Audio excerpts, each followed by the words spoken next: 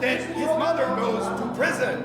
You wear a wetsuit to the ring where you going swimming? The massive Camel toe. actually fucking rides into Egypt here. Like. Filthy old fecker.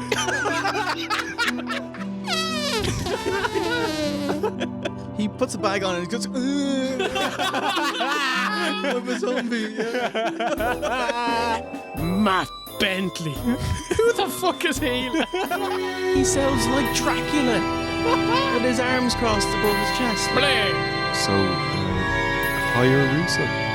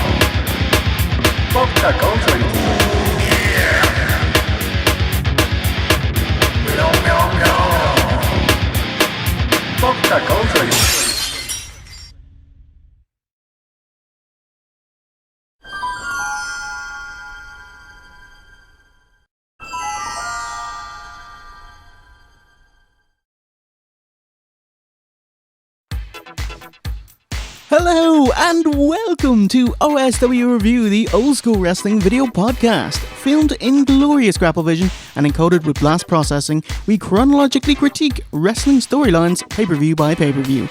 This is your host.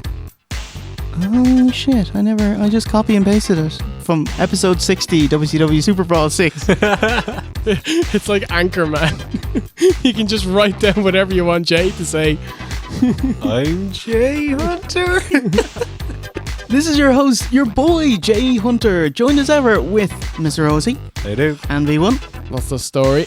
It's TNA Bound for Glory 2007, and it's coming up right now. Welcome, Zaggers. The leaders are here again. Mo me meow. We have arrived at our final destination, Bound for Glory, TNA's WrestleMania. How you feeling, Steve? Good. It's been a good arc. Strong? Yeah. Turgid? Nubile. Big cheers to Chris from Reload Last Save for the animation and sprite work. Ryan Probert.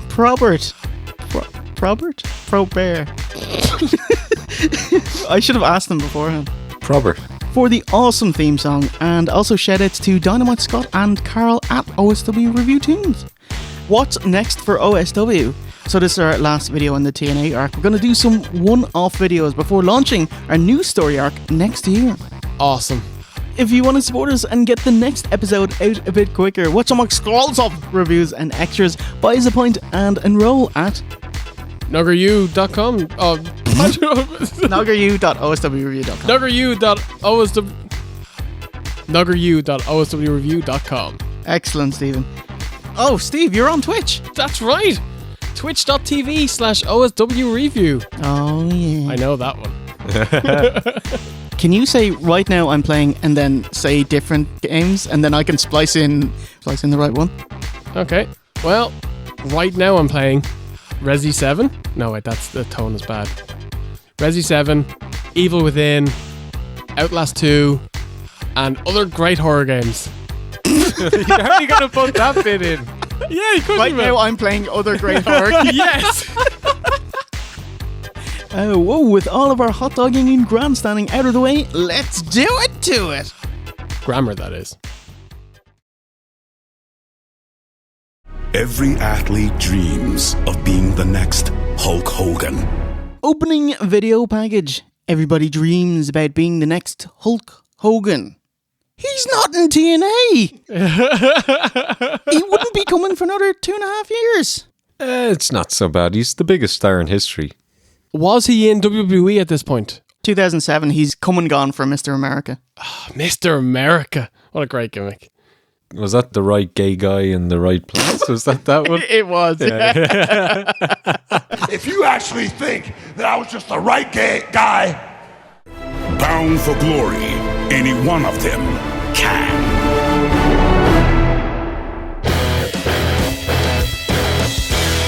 Bound for Glory, October 14th, 2007, from the arena at Gwinnett Center in Duluth, Atlanta, in front of 4,000 fans and almost 40,000 TVs tuned in at home. The biggest of the year, but 1/3 less than Sting vs Jarrett this time last year.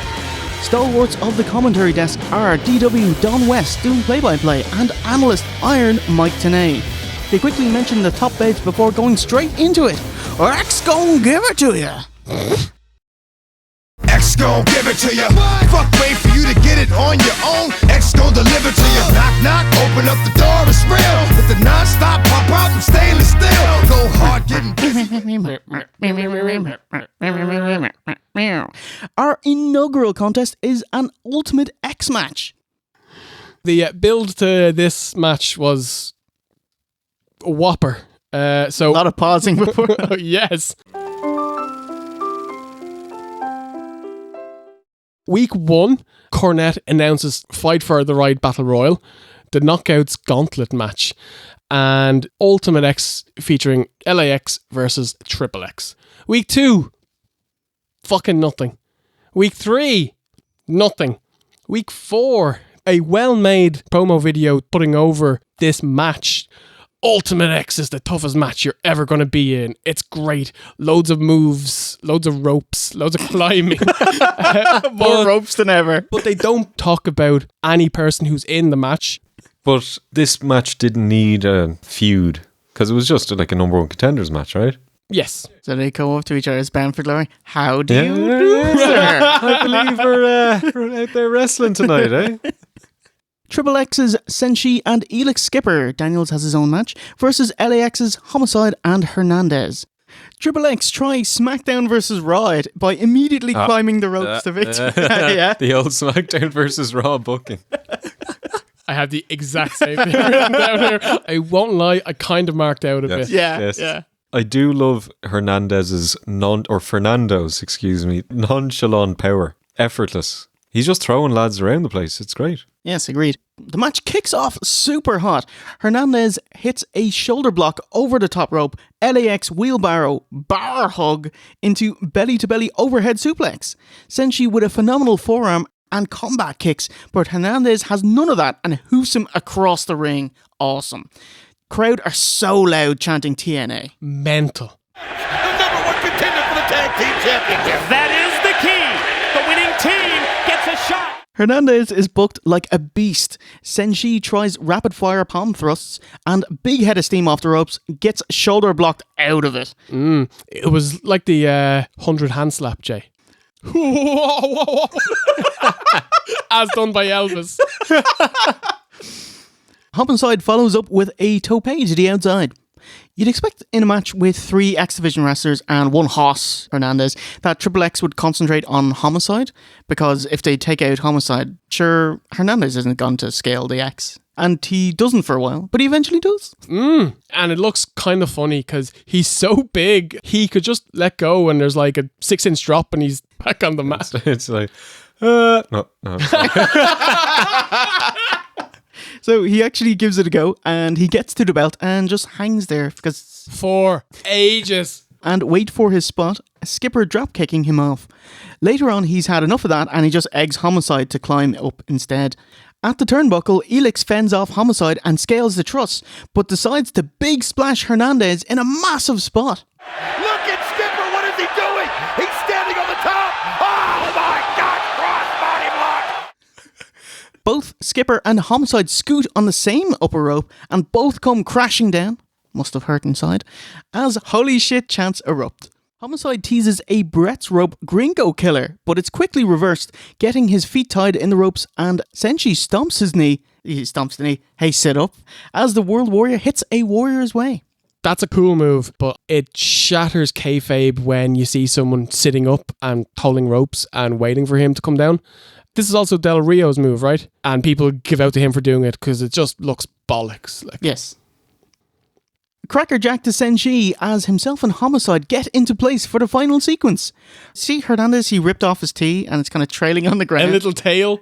It's like a kind of like a pet mouse or something. Supermex has none of the play of the day and border tosses Skipper to the outside, taking out all other participants. Scaling the upper rope, he ties his leg over the suspended ropes, allowing him to unhook the X and takes the win in 12 minutes. Big front bump down to the mat. Oh my God! They're gonna do it! Alliance has done it! I would say in these matches, the most scary part is not leaping off the structure or doing any mad spots. It's unhooking that X. Yeah. Oh God, it must feel like an eternity because he probably took him 10 seconds to unhook it. It probably felt like 10 minutes. Didn't they have it a couple of years ago where it was literally just a hanger and it kept on falling off during the match? And I was, oh God, TNA. It's like, quick, Johnny Devine, get down here and fix this. What do you think? It was brilliant. Loved every second of it. I think I would have been happy to see another 5 minutes, maybe even 10.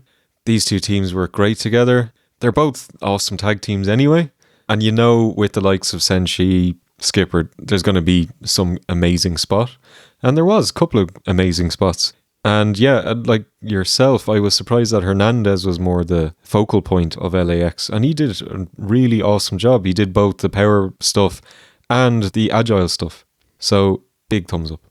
Yeah, great opener. The action was non-stop. Both teams look great. All 4 men got a chance to do something that made them look great. The only bad thing I could say about this match, because it's just people doing moves and the fans marking out like crazy, the heel face thing is lost and they're not really telling you a plot or anything. But who fucking cares? This was the opener. It's about getting the fans to pop and they did a fabulous job. So yeah, loved it. Rock on. Yeah, really fun match. Big time opener with many big spots. DW even mentions he's exhausted afterwards. And it got Hernandez over huge. Looks so powerful and dominant, but also athletic as he scaled the monkey bars twice, getting the win without help. Top stuff. And then just before we leave the scene, back to TNA's insecurity as the director cuts to a shot of a sign saying, TNA, thanks for saving us from Vince. On their biggest pay-per-view of the year. Come on, Vince. Vince. See you at the Alamo. I get fans just tweeting me. Hickamotto. High noon. And just to finish this off, on the post-bound for Glory Impact, nothing. From earlier tonight, we see TNA champion Kurt Angle, his wife Karen Angle, and his buddy Kevin Nash enter separately. Dissension. Smellness. At the commentary booth, we get the rest of the card tonight, including the knockout gauntlet for the first ever women's championship. You know the way wrestlers extend their promos by using synonyms? It's like, I'm gonna hurt you, and I'm gonna maim you, and I'm gonna destroy you. You know, Don West tries it. He's like, we are going to crown a new knockout champion. See everything twice. See everything twice. At least he tried. Yeah. At least he tried. Backstage, Crystal, she's white, yes? Yeah. Cut. Backstage, Crystal is with the Christian Coalition. Mr. Cage, Alan Jones Styles, and Travis Tomko. The old, what do we call it, Jack? The old baby belt. The baby belt, yes. I've got it right. You got it there. Yeah. Straight from Smith's Toys. He's tag champions with your boy Albert, Giant Bernard. Lovable prick Christian steals the promo time. Don't be rude, I'm talking. He asks AJ why Christian's not in the Fight for the Right tournament. AJ meekly offers Samoa Joe, which is the correct answer. And he's like, yeah! AJ's so great. He's like a comedy geek. He's really good at it. Some of his comedy promos and his lines are great, but he's a goof. Christian says he's never been pinned, never submitted. But Jay, hasn't he been a 2-time NWA champion? Yes. Jarrett won the King of the Mountain, hooking the NWA belt, and Angle tapped out Sting in a triple threat, so both times Christian lost the belt without actually being defeated. So if you don't know, now you know.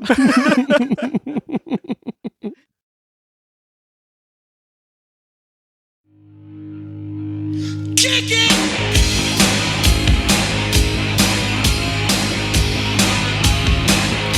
You gotta fight for your right to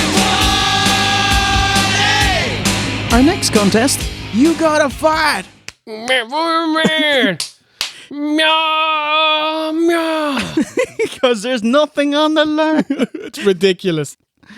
Hold it, right. I have to talk about this, right? So there's 5 weeks of this build. The winner gets a title shot. Winner gets a title shot. This is an amazing chance for one of these guys, most who've never been in a world championship match. And then it comes to the show and it's like, They fucking seed them. Yeah. That's absolute bollocks. That's not fair. Seeding should be over a period of time on a league table or something to that effect, or historical Not who's performance. quicker at getting into the ring. Exactly. Yeah, ridiculous. So the Fight for Your Right tournament come now. It's a 16-man backwards, then forwards battle royal. Then a one-fall match. More confused? Okay, it's in 3 parts. Part 1, 16 men start outside the ring and scramble to get in. Part 2, the first 8 in stay on for an over-the-top battle royal. Part 3, when it's down to 2 men, they have a regular match. This is bollocks. Just have a battle royal. And the last one there wins. He can have a title shot next month, or if he sucks, you can do it during the weekly shows, because now, like, we've got the 2 hours, oh my god, come here on Thursday, we've got Lance Hoyt in the world title match. It's just absolute nonsense. It really is. Yeah. Yes, tonight the winner gets to be number 1 seed and face the first person who's eliminated in phase 2. So, right, fighters, come on down. The Rock and Rave Connection, Jimmy Rave and Lance Hoyt, Serotonin's Havoc, Shark Boy, P.T. Williams, Kaz, the Motor City Machine Guns, Alex Shelley and Chris Sabin, the Guru Sanjay Dutt, VKM, BG James and Cute Kip, Cowboy James Storm, Showtime Eric Young and Bobby Roode. It's amazing how 2 mortal enemies can calmly walk to the ring one after the other. It's hilarious, isn't it? Just queuing, backstage, and you wait for your name to be called. Which, by the way, slow down Dave Penzer. Holy shit. By the time he's calling out, it's ridiculous. Showtime, Eric Young! That's not all. We got Pirate Chris Harris and Junior Fatu. Oh my god, can you smell what the quiche previously cooked? As the fans all chant Rikishi. Oh, Stephen, how about Rikishi's TNA career retrospective? Oh, yes. Ladies and gentlemen, Page's opponent for next week on Impact, Junior Fatu! Can you believe it? September 13 debuts as Junior Fatu with a knockoff You Look Fly Today song. Oh my god. Instead of like, it's like,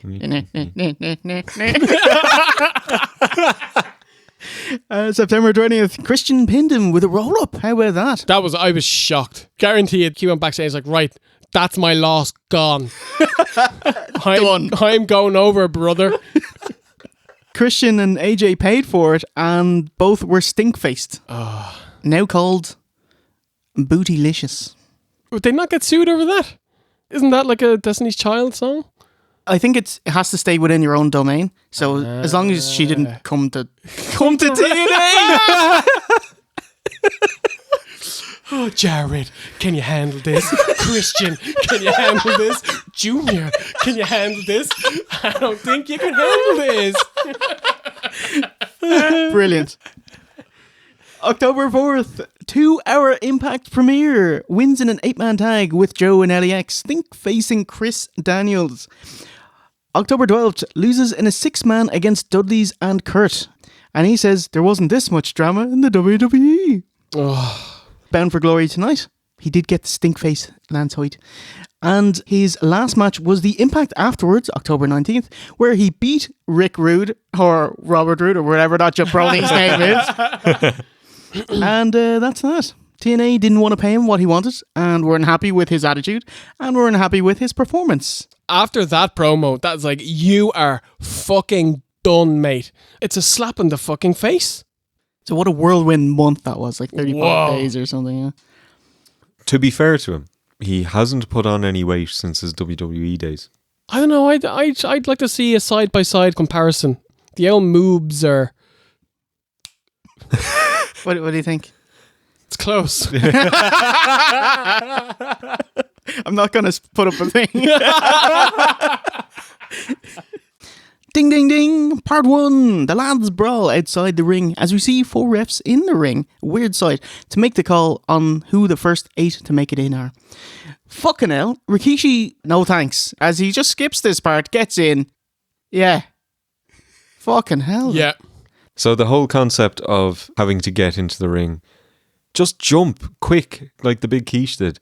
Most of these lads, like Lance Hoyt is a specific example. He's just wandering around waiting for somebody to beat up. There were actually bits where they show him walking around looking for people. And it's like, go in the ring! Exactly. Why is he... Oh, it just cannot work. Would it be amazing if they just did a shoot reverse battle royal? It would be the best. Where we just elbowed each other in the nose. You know the way he'd shout it? Kaz hits the flux capacitor on Robert Roode to enter both guys. Yeah, good. Thanks. It's a really awesome looking move, but I think it makes Kaz look a bit thick. Robert Roode was bashing his bird during the build up, and he gets back at him by getting him through the first phase. It's like when Big Show debuted in 99 and it's a cage match with Austin and McMahon, and he throws Austin at the cage and he throws him through the cage, and so Austin wins the match. That's right. So he just... Start as you mean to go on, New Year's baby. Have you seen him lately, Steve? He has a clean bum and he actually looks like a New Year's baby. By that you mean a clean shave. He shaved his beard. And his hair. He shaved out. He's bald now. And He's like an egg, basically, is he? He is. Yeah. On of more. Ooh, Shelly Belly next. EY slips out of Lance Hoyt's gorilla press to qualify. Sabin scuffs his shoes and joins Shelly. 2 more spots. Hoyt dumps Havoc and enters. And wily heel James Storm, who's been hiding this entire time, sneaks past Wildcat and Kip to be number 8. Poor Wildcat. It's funny though, his gimmick at the moment, Braden, is that he's just pissed off and whining and whinging. That is not going to get anyone over. You'd get over with that. Excuse me? I think you'd do that gimmick really well. No, he doesn't win, she moans. So the 8 participants for the next phase are Rikishi, Kaz, Rude, EY, Motor City Machine Guns, Tramp Stamp, Hoyt, and James Storm. Easy payday for the other 8 eliminated. Who am I getting? What pay? By the last second, and look at Chris Harris. He thinks the whole world's against him. He's going crazy as the referees are trying to send him out. Part 2. EY has Cowboy's beer bottle, which makes Storm charge, is sidestepped and thrown out. Junior Fatu runs wild and is stopped by Eric, who offers him the beer. Quiche appreciates the gesture and turns his attention away, slapping his arse, which EY gets in on. All right. It's very odd. EY tries to lift Rikishi and fails. I've no doubt he could, though. Oh, he's strong. Yeah, you wouldn't think it to look at him, but he's a hoss. Quiche murders everyone. Whole train. More of a caboose. It leaves Hoyt and EY in the corner, priming them for a stink face. So EY smartly uses Hoyt's face as a stink shield. But EY still gets a lot of ass. Oh, he's very close to it, yeah. Hey Quiche, if you leave now, you can beat the traffic. Junior eats Hoyt's big boot, Kaz's single leg dropkick, Rude's clubbing clothesline, and EY joins in to help eliminate Quiche, and the Guns do a step ladder dropkick, and Rikishi is eliminated. Good fucking riddance. Are they going to look at this? It's step ladder, and there's the drop kick. That's the final push. This is over. Then we get a Guns sploosh segment. Double spin kick to Hoyt, drop toe hold to Rude, inverted atomic drop, and crossing EY's legs to STF Rude. Sabin crossfaces and Shelly stretches. Awesome. So great. Russian leg sweep and ends with a big leg drop. Time to get everyone out. Sabin readies for a double team, but Kaz kicks him out. Rude Uranagi slams Kaz out, splatting on the mat outside. Yeah. Ouch. Key. It's over the top rope elimination, but your feet have to touch the floor. Down to the final four. Hoyt, EY, Rude and Shelley. Tramp Stamp goes to moonsault, but Rude axe handles him out. What a dick. Like, what a knob. Like what a phallic on forehead. Man. Like, it's so stupid doing of the high spots when it's a battle royal or a rumble. Yeah. Idiot baby faces are tough to get behind. Like, Pinball punches to Rude, but Bobbert hip tosses EY into Shelley, knocking him off the second rope and to the outside. So in our final phase, it's EY versus Rude for that number 1 seed. Also a rematch from Hard Justice.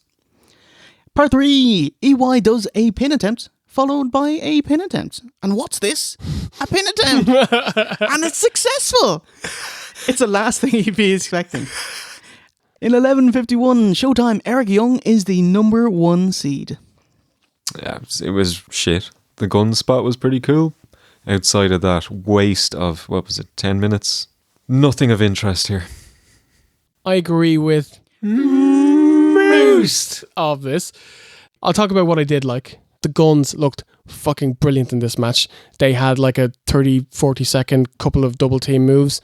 I enjoyed seeing the quiche go out early. That's basically it. Bollocks. Yeah.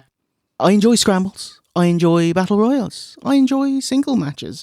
But not all in the same match. So I was quite happy to see the shock pinfall and end it. Love Rude's tantrum afterwards, the fish swab swimming around the ring. So I enjoyed it, you know. So now we have our seeds. You may be asking, how was the fight for your right tournament? Okay, you weren't, but I'll tell you anyway. In the quarters, EY, the number 1 seed, was beaten by Storm. Oh, God. Kaz kicked Lance Hoyt to the curb, and the Guns fought each other for a 1 minute 26 match, and 3D interfered. And somehow Christian was slotted in after he beat Samoa Joe. And Junior Fatu beat Bobbert in his final match. So Junior Fatu wins and then leaves. So what goes on then? Oh, yeah. Wildcat took his place. Wildcat. He didn't even make it to phase 2. It's all coming up, Wildcat. So he immediately lost to Christian in the semis. And Kaz weathered the storm, beating James. So the finals was a ladder match between Christian and Kaz. The famous ladder match with the amazing finish where the contract falls off the clipboard. Oh my God. And they fight for the clipboard? Oh, you gotta fight for the right to clipboard.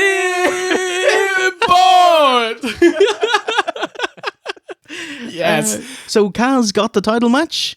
How did he get on? Taking on TNA champion Kurt Angle? Give me fuel, give me fire, give me that which I desire. Lost.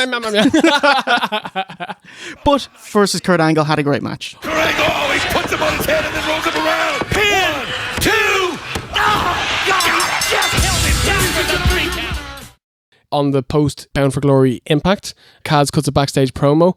He doesn't call himself Kaz. He keeps on calling himself, I'm the KAZ. I think that's what he's meant to be called. That's I learned that from Road Dogg, isn't it? You know me. You know that's not how the KAZ operates. He's just basically trying to get a new nickname over. It's like I tried to get over my nickname, like Cock of the Walk, for years. Nobody was biting. Like.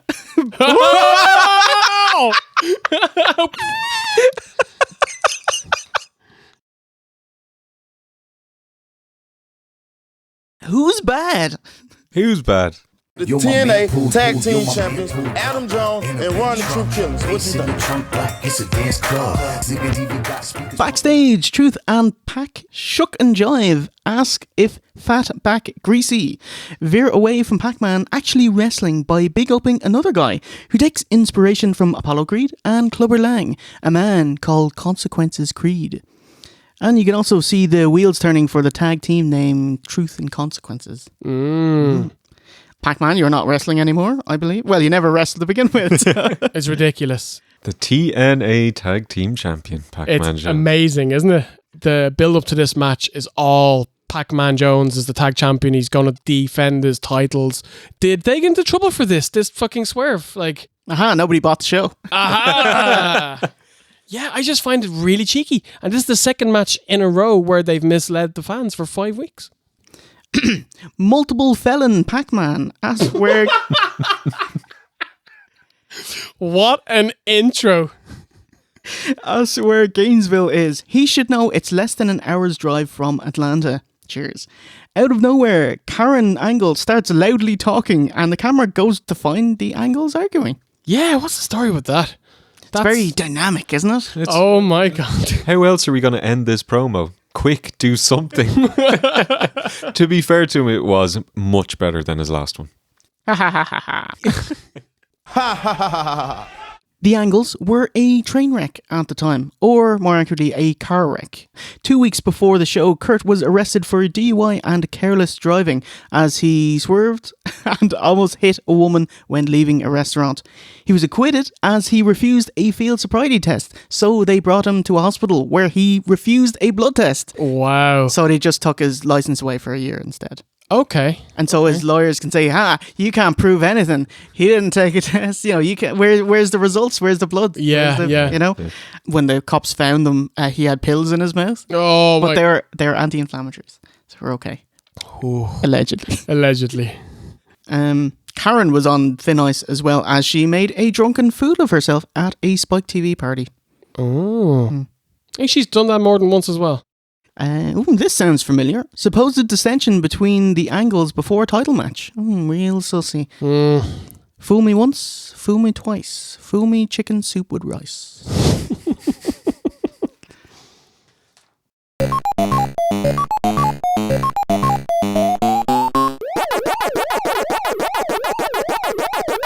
Match number 3, a tag team title match. It's AJ Styles and Tyson Tomko versus the champions, Team Pacman.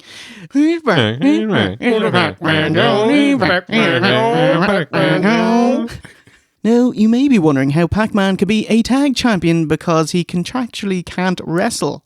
Well, you're both right. Truth would carry the team, Pacman would get in, leapfrog an attack, throw a ball at Bubba, hold legs, even get the pinfall after someone else did their finisher. Very obvious, very embarrassing. Very carny. AJ and Tomko earned their title shot by winning a 10-tag team gauntlet match last month at No Surrender, rolling up Sabin. TNA love to get every roster member on every show, don't they? Battle Royals, multi-man matches, reverse Battle Royals, reverse multi-man matches. What's a reverse multi-man? Nobody in the ring for 10 minutes. Yeah. Tomko and AJ out first. Ooh, to AJ's team. Truth and Pacman pose wearing the tag titles, so I guess they are freebirding it, as it's Truth and Rashid Lucius Creed. So yes, it's New Days, Xavier Woods making his debut. He looks so young here. Yes. Yeah, he looks like shit in that get-up as well. I think he looks ridiculous also. He looks like a comedy goof. I bet you fucking love it. I did like it, but it made no sense. Why is this Rocky IV Apollo guard? Why is he tagging with the street hoodlums? Yeah. You know? Oh, Steve! What bear is Consequences Creed? He is wearing a patriotic red, white and blue Apollo Creed ditty. He is, sir. Oh.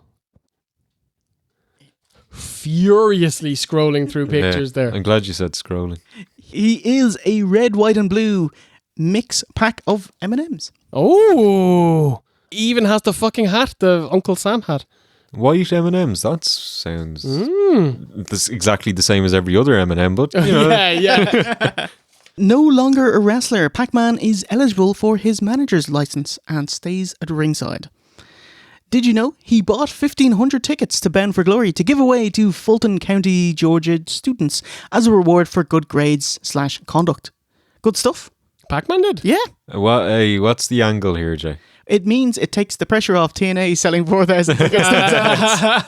And no doubt is tax deductible. And of course, I'm sure he's trying to get his name back in the good books. Yeah.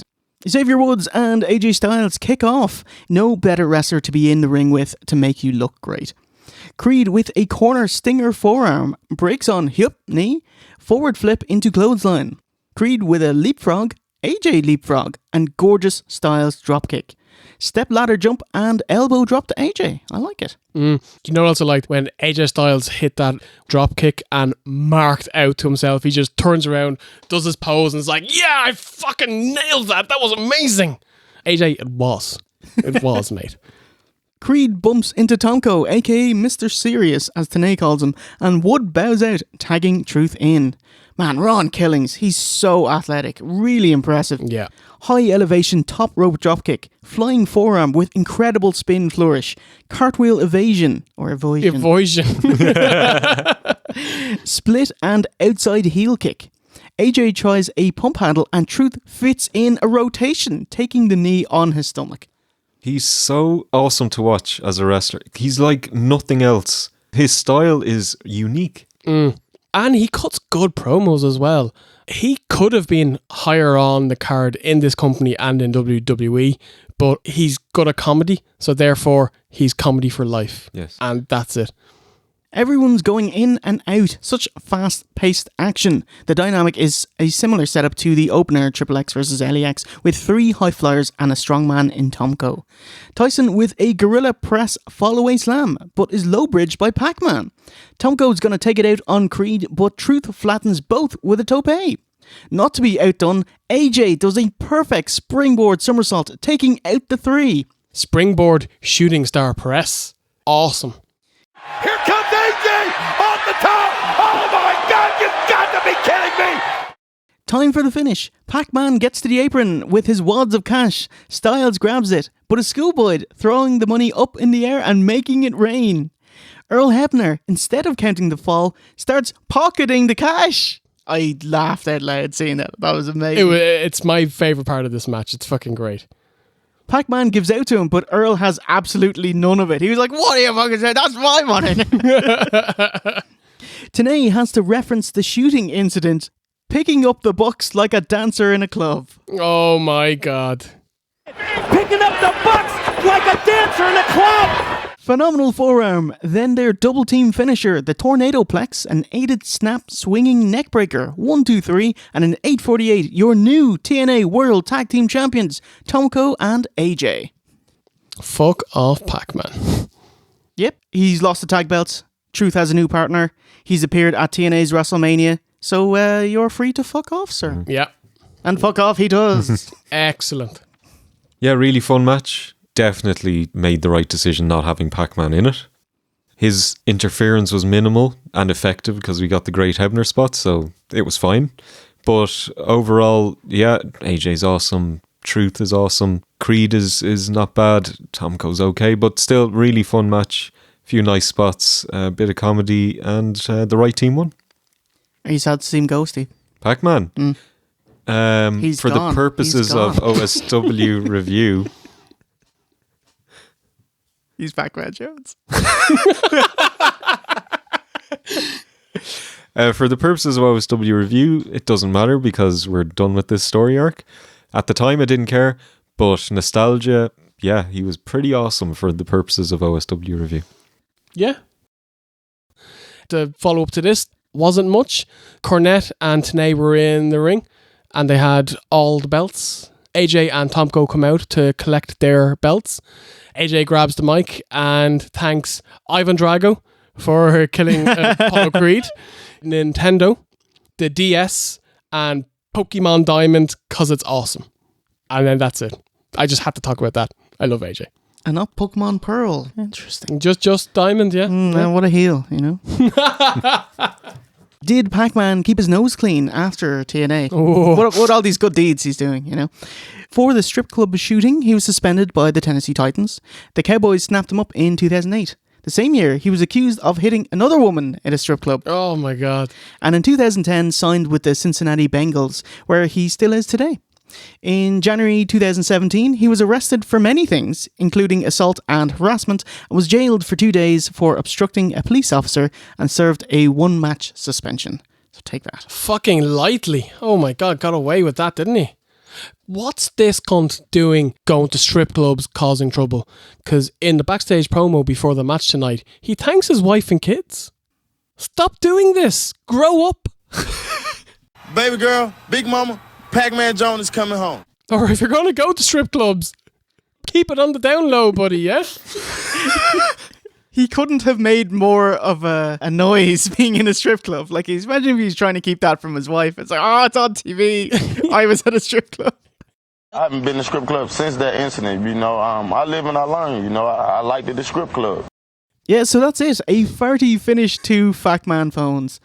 Or is it? Fast forward to November 2013. Bad Influence, Daniels and Kaz go to ringside and jaw Jack with Cincinnati Bengals, DeQuinn Evans, and who's back? He's back. Pacman Jones. Pacman Jones and DeQuinn Evans. They jump the guardrails and body slam both guys, fulfilling a 6-year build to actually doing a wrestling move. Wow. Pacman Jones Mania running wild. Sorry, Pacman Jones ... Mania running wild. They paid 2 marks to bring Pacman Jones signs to Impact. Yeah. Bit of splicey on that one, Jay. Bit of splicey. Yeah. Indeed, yeah. What? No! Where the hell did that come from? You gotta be kidding me! The Bengals are in the house! Yeah, and Bad Influence just got a taste of the Cincinnati Bengals. Pacman Jones and DeQuinn Evans. Wow! JB prods Karen about her tiffle with Kurt, and they head into Nash's locker room where he's busy chatting up Angelina Love, who's literally flat on her back. Karen says you're never going to win that way. Ha! Cobblers. In 9 months, Angelina will win the Knockouts title thanks to her buddy banging referee Slick Johnson. Wow. Karen puts the squeeze on Kevin, saying Kurt's their meal ticket because Nash isn't gonna wrestle anymore. Terrible predictions from Mrs. Angle tonight. Little does she know, Nash will be TNA Legends Champion in 2009. I forgot about that belt. Oh my god. Before peaking as tag champion with the even more immobile Scott Hall in 2010. Wow. This is the era, the golden era. The King of Wrestling. The King of Wrestling. Yes, under Hogan and Bischoff. God bless TNA. And the band are the new TNA World Tag Team Champions.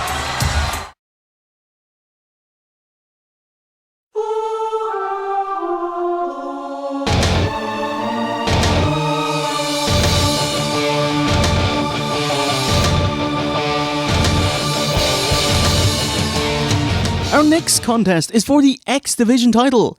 It's Christopher Daniels challenging champion Black Machismo Jay Lethal. And we get a vignette. Daniels, cunning, clever, exacting.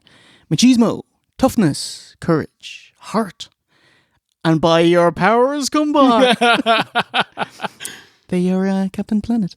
By the way, Captain Planet, heart is not an element. Yes. Fuck off, Phil Collins. Lethal is the X Division champion, beating Kurt Angle clean at No Surrender.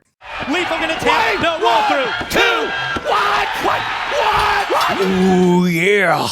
So, week 1, coming off his earth-shattering title win against Kurt Angle, the biggest match and the biggest win of Lethal's career. He jobs clean to Daniels. Week 2, nothing. Week 3, more nothing. Week 4, Lethal cuts a really bad comedy promo. Team 3D run in, beat the bollocks out of him. And week 5, Lethal actually beats Havoc clean. Daniels comes out, takes the belt, poses with it, throws it back to Lethal, and walks off. That's your build to this match. Not great, lads. Maybe the worst of every match on this show. Kick off. Machismo asks Daniels if he wants to do a crisscross sequence, and heel Daniels socks him in the jaw instead. It was nice. Lethal's hot starting off. Hurricane Rana. Suicide dive. Clothesline over the top. Follows up with a splash. Even better, he's cut the 2001 Michael Cole blonde out of his hair. Thank God. Looking bigger and more defined too. I thought he's a little roidy here, you know? Brawling on the outside immediately separates it from the previous X Division matches. Good booking. Daniels gets his higher power gimmick over by showboating, talking to the heavens, follows up with a springboard moonsault into a facelock. Christopher Daniels looking up, getting divine inspiration from the gods. The old gods and the new. Isn't he the fallen angel? Shouldn't he be looking down? To hell! I reckon he's like backstage going, oh, I'm the angel. I should be like looking up and God tells me what to do and that's where I get my powers from. But it's like, you're the fallen angel. Maybe he just fell. Maybe it wasn't like he... The tripped angel? Yeah. Machismo's macho offense with the double axe handle, trademark stomping punches, running elbow, and jumping to the outside for a hangman. Good stuff. I love the running elbow. Both want the pinfall, lethal neckbreaker, and turn into a suplex with bridge. Machismo gets frustrated.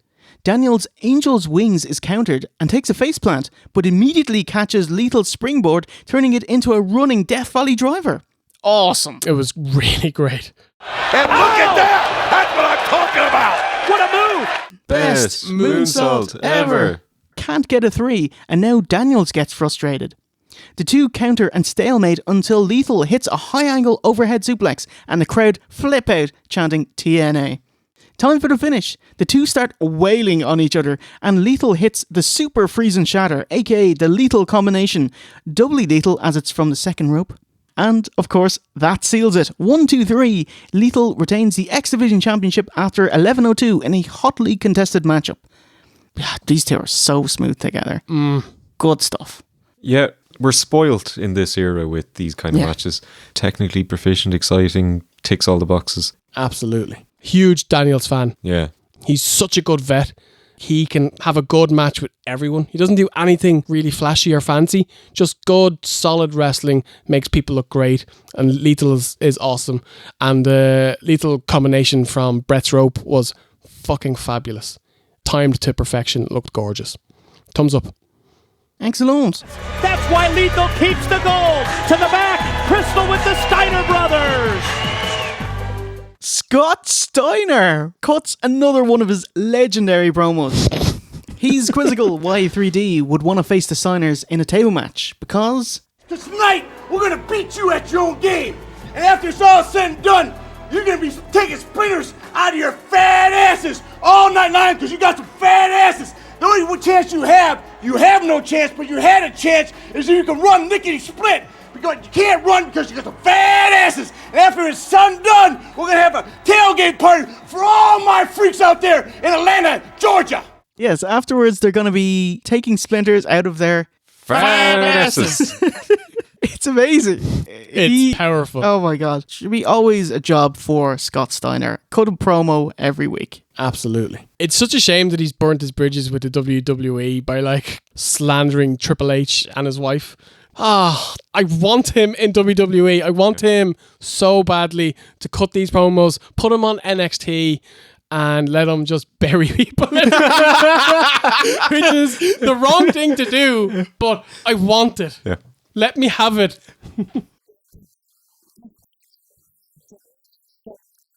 I love it because like he's with little Petey Pump and he's like, alright, we're gonna beat the asses of Jay Lethal and Mahatma what is this? We got a match tonight against Black Machismo and Mahatma Gandhi, whatever his name is. But this, I think, is my favourite all-time promo from him. Over the Mats promo? Yes, I wrote that. I think it's even better than the Mats promo. What does he say here, Steve? It's just as fat asses, but the Mats promo did at least have a modicum of sense in what he was trying to do. This is just blah for 2-3 minutes. It's quality gold, Scott Steiner. GFW gold. Taking on Samoa Joe with main event Mafia. He's like, I'm gonna beat him because he's fat. He's fat. That's it. CDs. Samoan Joan. Samoan Joan. These are veins. You don't have any because you're fat. I love him. Calm down, okay? All right? He's fat!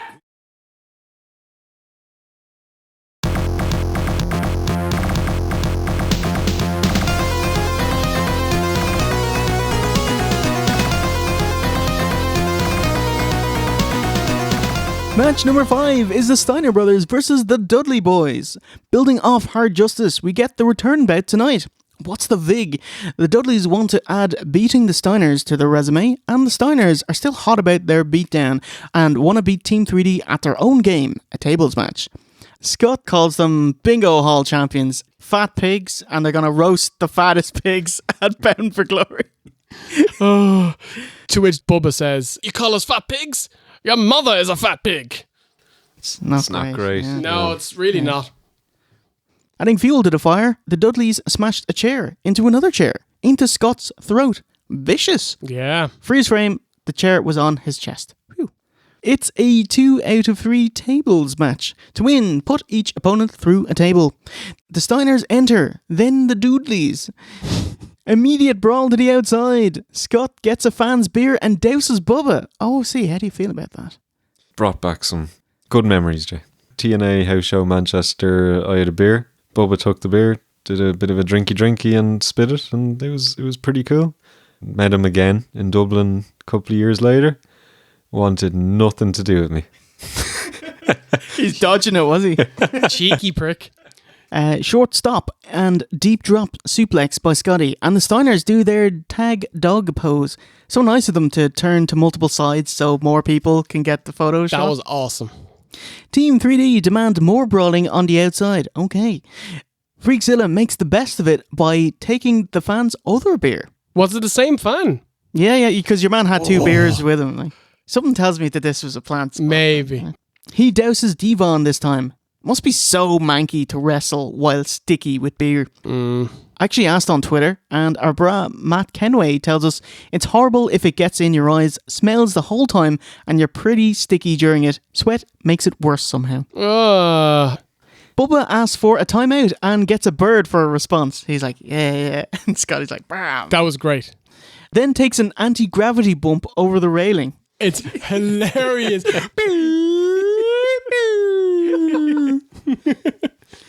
Up, down and all around, working their way back to ringside. Dudleys have been on the back foot all match. Devon turns it around by clubbing Scott and Ray hooshes him out. Brothers from different mothers capitalise by 3D'ing Rick through a table. So wow, they took the lead and they're halfway home. Devon taker faces while choking Scott. He just goes, decent impression. Can the Dudleys clean sweep? Nah. Scotty with a punch to the balls. Bubba supercells. Then a kick to the balls. No cells, because it wasn't booked. And a super Frankensteiner through a table. Glancing Gail Kim style. Like, Bubba still breaks it. He was lucky, because he overjumped this mark. It looked really fake. You know, he does the move and Bubba kind of waits like a split second and then he just leaps like a salmon. TNA marks out because Steiner's about to do a Frankensteiner. It's the 3rd month straight. Exactly. I can't believe is he going to do a suplex? No, oh my God. Of course not. He did the thing we were expecting! Something you should see more often. Devon is thrown to the ropes but just holds on. Bubba punches Scotty's balls and we get the most dangerous spot yet. Bubba removes his belt. Oh my God. The hitch up your jocks meter is about to explode. DW says he'll need a steel belt to hold up those pants. Brilliant. What's the opposite of a Japanese table? You know, like a table that won't break. A TNA table. Yeah, pretty much. The Dudleys gently put Scott on a table and it immediately collapses. I mean, immediate. Like, there's no waiting time at all. It just slowly falls to one side and breaks. And of course, then commentators cannot say it quick enough. Like, you have to do an offensive move to put someone through. Fair play to them. But like, surely placing them on a table is a move. Look, the match is over, but the match is done. Would have been the best. He placed him on the table. Ding, ding, ding, ding, ding. Just people like, what? What the fuck? Take us home. Team 3D set up Scotty for another neck chair spot, but the machine guns come to ringside to distract and impede them. See, why did the guns come out? It was either week 4 or 5. Dudley's attacked the guns after a match because it was part of them wanting to take out every tag team. So they came back out to repay the favour. Good stuff. Steiner ducks a chair swing. Bubba gets smashed in the head. And Scotty dazes Devon up on the shoulder, setting Rick up for the big bulldog through the table. 1, 2, 3. And the Steiners pick up the victory in 12:43. Steiner brothers could be the bulldog. Oh, he puts up for the Steiners win! Did you like the match? Technically, no. Even though they went immediately to walk and brawl, smoke and mirrors, plunder, all of the bollocks that I'd usually hate, it works when it's these two. So, you know, I wouldn't give it 2 thumbs up, but I'd give it 1. Yeah, just one point, you know, the second time they put Scott lying on the table, he is so ginger about it. He's like, oh God, please don't break. Not as good as, was it Hard Justice they had there? Yeah, I really enjoyed that one. Not as good as that match. Still a lot of fun. So yeah, I'd recommend it. I was going to say, like, much like Hard Justice, these guys had a much better match than expected. You know, okay, it's not a patch on the guns or beer money, but like, damn it, if they don't put on a good show. They're booked very well, very different from everyone else. So yeah, thumbs up. Shocking. All right, that does it for the halfway point of the show. Let's join the Dudleys in the candy shop, because it's time for the Outbreak Questionarium. Scott Steiner, what do you think just happened out there? I mean... Listen, you're very beautiful, but not now. Russo!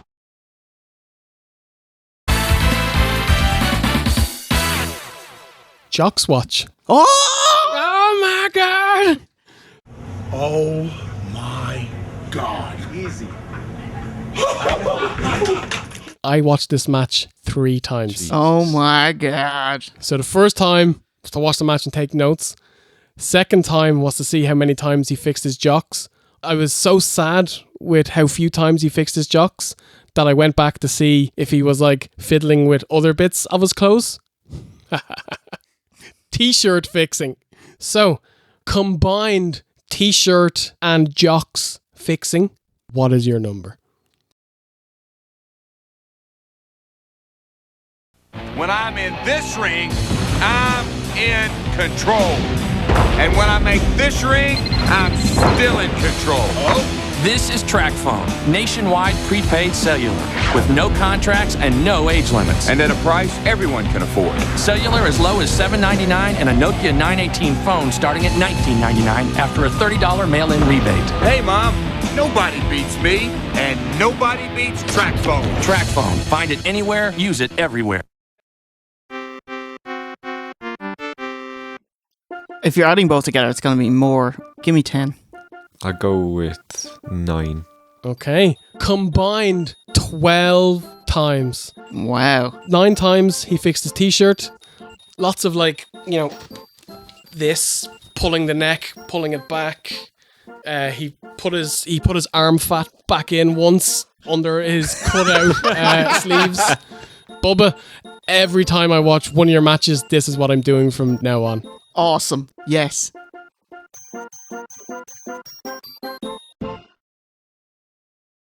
We are back. Whoa. Tits ahoy. Whoa. Foreshadowing of this division. We zoom out on the Floatation Floozy's chest. No, that's Shelly Martinez's big fake comedy breasts. JB is surrounded by 4 new signings by TNA for their new women's division. Angel Williams, aka Angelina Love, Talia Madison. That's Velvet Sky. Velvel Holler. She looked so young. I didn't even recognize her. I had to listen to her talk. Oh shit, that's you. Like her dunk. She has no dunk here. She has a bit of a dunk. No, like, because she'd get like double dunk. It's like not like New Dunk City or anything like that. She was actually working per date with TNA for the last couple of weeks. Shelly Martinez, aka the tarot reading fortune teller vampire Ariel in WWECW. And soon to be Salinas with LAX. ODB slags them off and they all bail when they see something scary off screen. It's Awesome Kong! Yeah! It's Amazing Kong. Amazing Kong in Japan and the following TNA video package. But they announce her as Awesome Kong. Oh my god. She was Karma in the yes. Shawarma. Lamb Karma. Did you see Kong doing her best Smash impression? Splicey. Oh, yeah? What does she do? She just do into the camera. Yeah? Yeah. Cringe. Yeah, very good stuff. It was so bad. And it's an uncomfortable amount of time that she's on camera for. Now it's time to beat the mind game. Now it's time to beat the mind game. A TNA women's division? What? 5 years in the making. Back when NWA TNA started, women were limited to being interviewers, valets, and of course, strippers pole dancing in a cage at the entrance ramp. Oh, this company and women, it's a storied history, isn't it? Some of whom were indie wrestlers just looking for a break. Do you remember Bob Holly's girlfriend / WWF kayfabe paramedic BB? Yeah. Oh. Barbara Bush. The blonde one with the enormous wabbos. Ridiculous. I pride myself on my knowledge of butt plug Holly. Have you ever considered why your friends call you BB? Blonde bimbo? How about big boobs? Oh, hey! She was crowned TNA's first Miss TNA, valiantly enduring the lingerie battle royal. She was then called a slut and a skank and catfight with Francine and porn star Jasmine St. Clair. There we go. Busty St. Clair. Chesty LaRue. Yeah.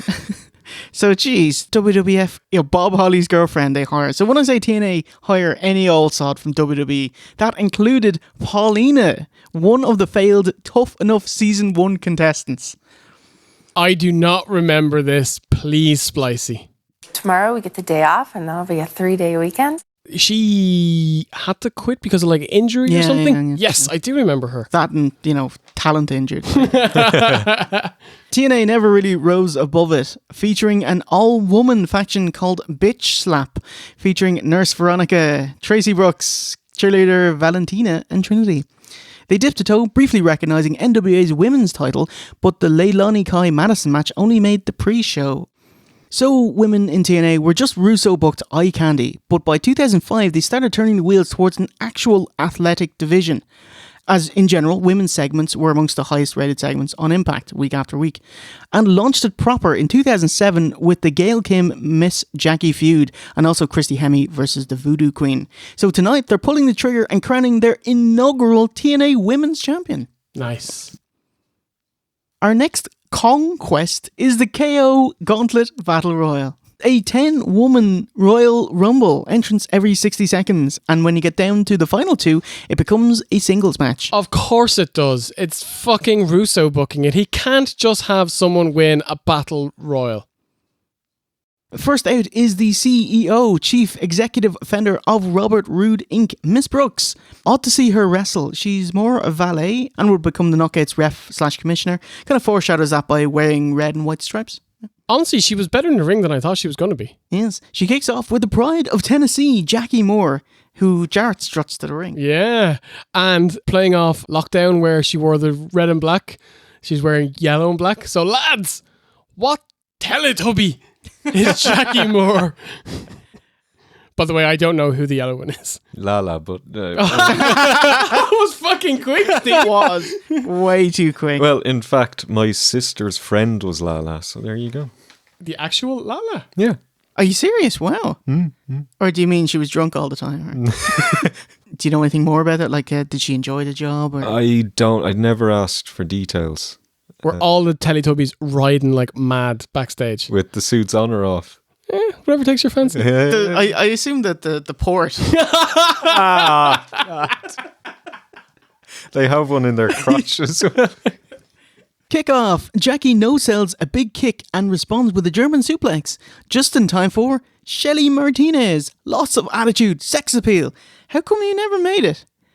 Then it happens. Those clubs to the back. Holy shit. Hits Miss Brooks with the nothing. She's terrible. Ooh.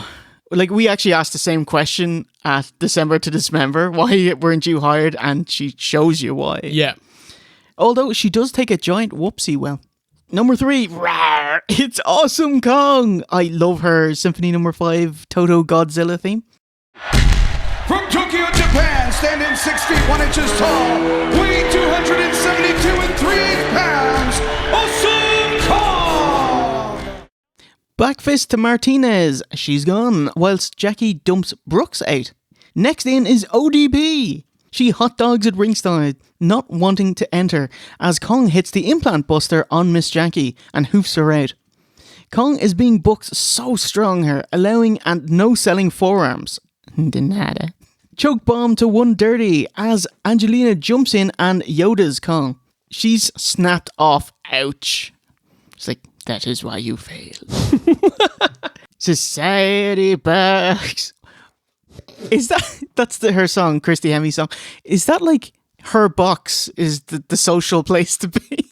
I'm sure, isn't her move called like the fire crotch guillotine or something like that? She likes to talk about her fucking fanny a lot, doesn't she? She gets hip tossed in and crab torture racked, and they kind of click the heels and back of the head together. Oh, it's fucking awesome. Amazing. Yeah, you can really only do this move on women with their flexibility. Yeah. Like men are generally too meaty. Like try to do that Robert Roode or something, you know? Bubba Ray Dudley. And Booby Ray. As he's like selling it, he's fixing his jocks. Then Christy dies after a powerbomb. Gail Kim's next. She enters with a top rope dropkick, rallying the faces against Queen Kong. Karma tries another powerbomb, but Gail is able to grab the rope and gets a head scissors choke situation, and Angel and ODB eliminate Kong. I had a big dirty cut here because I was watching the DVD version. Is this the one where her wrestling gown lifts up and her tits flop out? I had the same thing. I was watching the TNA Network version, OSC. The TV version. Yes. Yeah, she falls flat on her fucking arse. And then, it did look like there was a bit of exposure. Oh. Gail and ODB decide to double team Angel, bum rushing her out. And it's time for number 10, the Voodoo Queen, Roxy Levieux. So it's the final four, Gail, ODB, Velvel, and Roxy. I love Velvet Sky. Like, I think she's one of the hottest women in wrestling and on the planet. She is a bad wrestler, and she did get better, but she got even worse. That is true, actually. Like, how do you lose talent? Yeah. Because you still have all the knowledge of these, hundreds of matches you're having, Talia and Gail do a reversal Irish whip into the corner, but Talia forgets to run into the corner, so Kim just has to push her in. Oh my God. Gail blocks a boot and turns her up and over the top rope to eliminate Velvel. Meanwhile, Laveau forearms ODB out, so we're down to 2. Gail and Roxy for the first ever TNA Women's Championship. Voodoo Queen hits a lovely release fall-away slam. Gail replies with an octopus submission. I thought it looked great. Referee Slick Johnson talks too much. He audibly tells Gail, "You've got 1 minute left." Oh my God, I didn't hear that. He's like, "Gail, 1 minute." Seizing the arms as well as the head. Gail So it's time for the finish. Gail escapes a voodoo drop, which is a hammerlock guillotine drop, but eats a powerbomb. Laveau convulses because she remembers she's a zombie. It's fucking stupid. Gail picks her up and hits at Misawa's Emerald Flosion, or Samoa Joe's Island Driver. Is that just like a bad Japanese translation? Because I always thought it was Emerald Frozen. Or is that just because that's what I heard? There's no... Very good. Yeah. I actually don't know now. There's no direct translation, so it's Emerald Fusion, Emerald Flosion, Emerald Frozen, and Emerald Roshan. Basically, it's a Celtic cross. Yes. So that'll do it. Gail Kim, who's the main reason to have the division, is the rightful first holder of the TNA Women's Championship. Congratulations. Yeah. It was a landmark match. It wasn't great, but there was a lot more to come. I mean, Gail Kim Kong matches, I think they had 2 or 3 really, really great women's matches, some of the best I've ever seen. I really liked how they booked Kong. Was it Diesel in 94 Rumble? He knocked out 7 wrestlers and booked really strong, and it took everyone to get him over the rope, including Shawn Michaels. Not a great match, but it set up things quite nicely. Yeah, nothing special, nothing too terrible. My biggest problems with it was very rushed. only having 60 seconds. So for some people it would take so long to come down to the ring that by the time they got into the ring, there was only like 6 or 7 seconds left. So it was just an absolute blur. But the action was better than I thought. You know, you have Kim, who's fucking great. Kong, who's also great and is booked awesomely. ODB, who I've always liked, and Angel Williams is not that bad at all. And if I'm being fair, Roxy was better than I thought. So yeah, we look forward to some really awesome matches coming up. Yeah, good stuff. Fans have always wanted a proper women's division based on great wrestling, no tawdry storylines, and wanted TNA to bring that to mainstream America. Sadly, it wasn't long before the KO division turned to shit. So after the Kim and Kong feud, it motored on with the addition of Taylor Wilde and Daffers and Sojo Bolt. Bicycle. Sojo Bolt. Oh my. She actually may be my most hated women's wrestler of all time. You ain't my mama. Never implied that I was. Raisha, I told you last week that you are not my mama and you cannot tell me what to do. And Kong, while it looks like you may have eaten my mama, you're not my mama either. And the beautiful people adding a third member with the killer queen Madison Rain, and officially stank it up when they turned Daphne into Governor Palin. Oh yeah. Hiring Lacey Von Erich. Oh god, she was very hot though. That's true. You shouldn't have her in the match though. Yeah. And the Kurt Angle film star Survivor's Jenna Maraska. Those slaps ended the KO division. Probably. Was it not reborn with Winter and Angelina Love and the mirror gimmick and her being drugged? Yes. So kind of sadly we had to wait for NXT to showcase women's wrestling in a more serious, proper light in 2014. And so kind of right now is the best women's wrestling has been in America. Yeah. Backstage, Kevin Nash tries to convince Angle to apologise to Sting so he'll wrestle a more level-headed, competitive match. Angle brushes it off and tells him to buy a ticket and sit front row to watch him school Sting. It'd be quite sad if on the day of the show they still had front row tickets available. Oh my god. There were front row tickets available for the Conor and Floyd boxing match on the night of the show. But that's because they were 80 grand each. Fucking hell. Yeah. These ones could have been the same. Yes. Exactly the same. It is bound for glory. Yeah. Sure, you know, could you not just hit up Pacman and ask him for a ticket?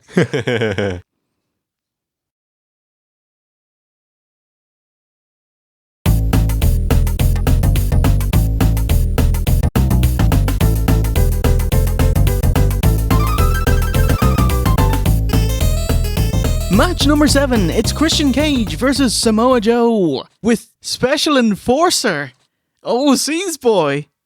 He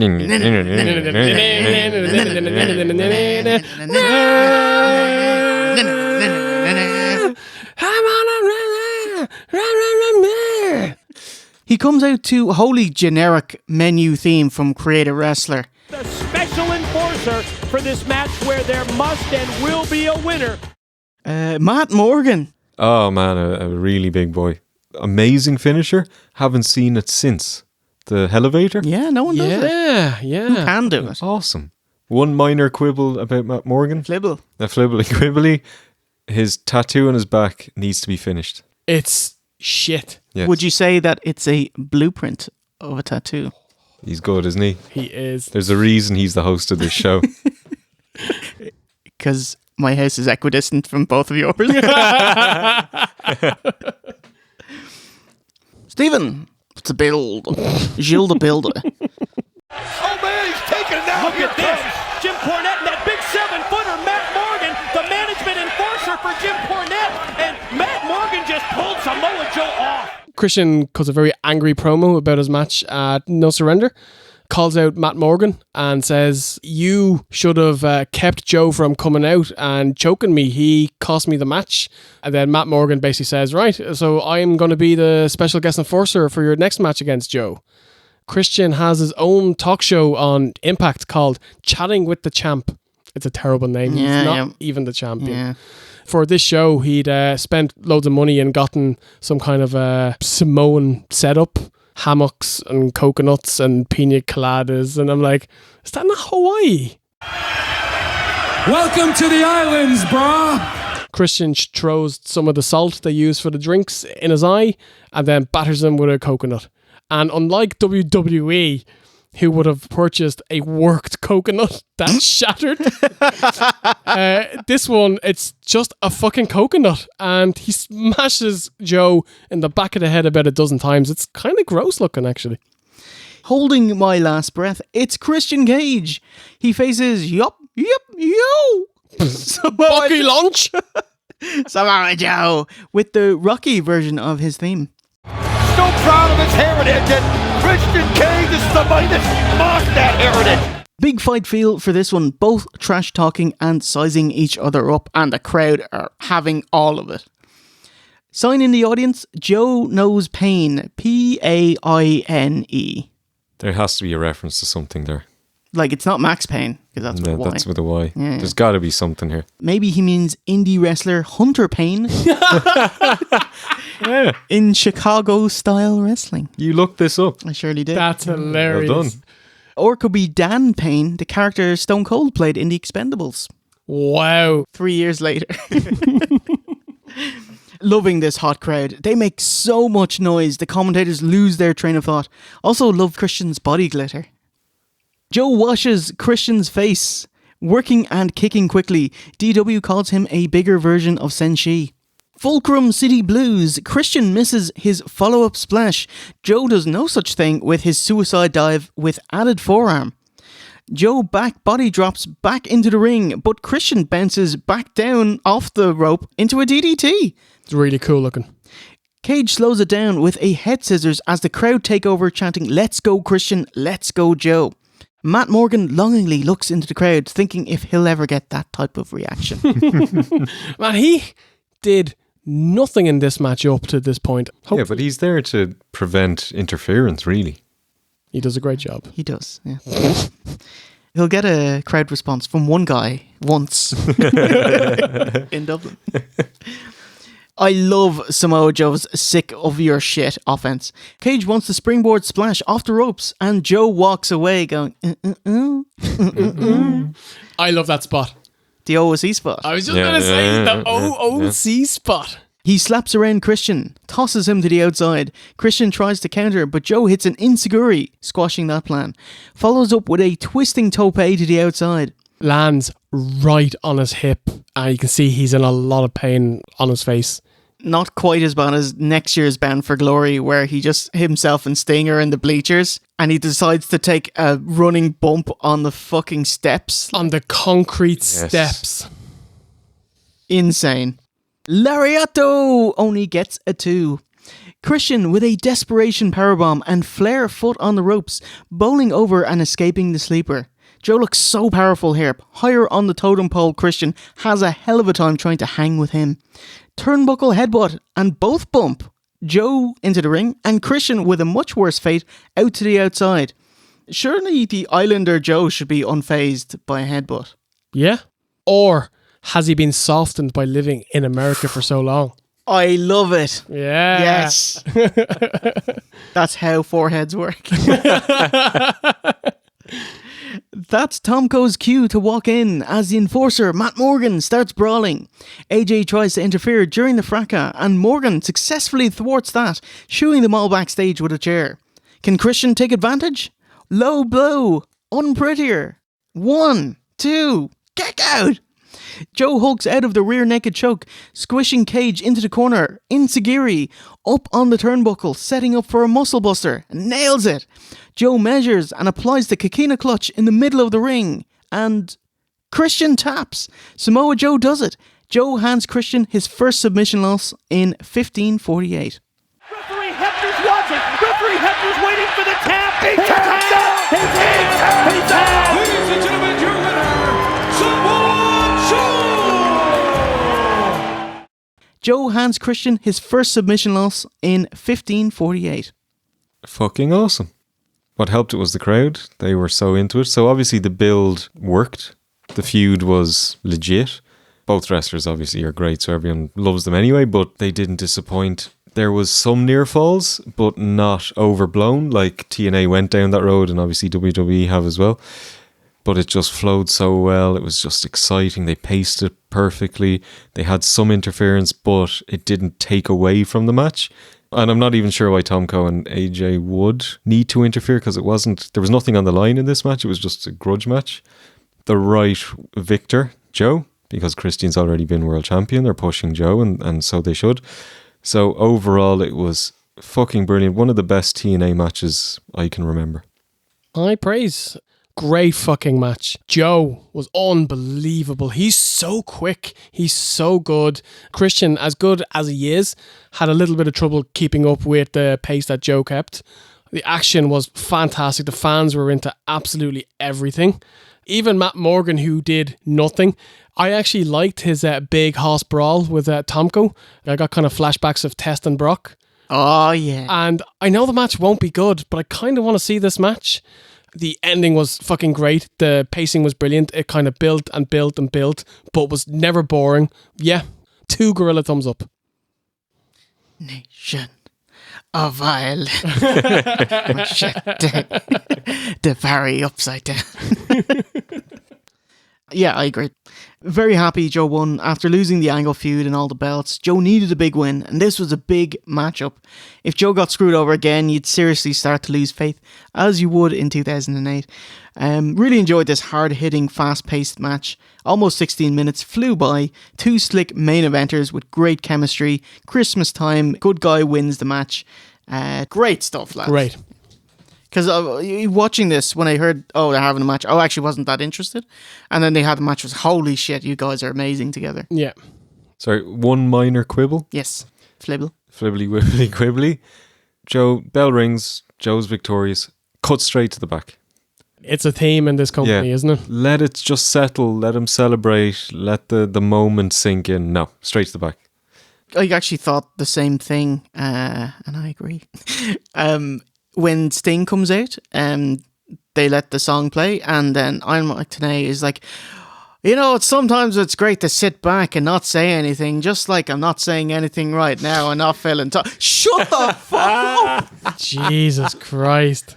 Like, I know actually WWE really have gotten very good at that. The power of silence, and they, whenever there's a big angle, no commentators for 5 minutes. I'm sure they've built WrestleMania main events without commentators or wrestlers saying words. And it works, Game of Thrones ends every scene with people a knowing look. Straight at the camera.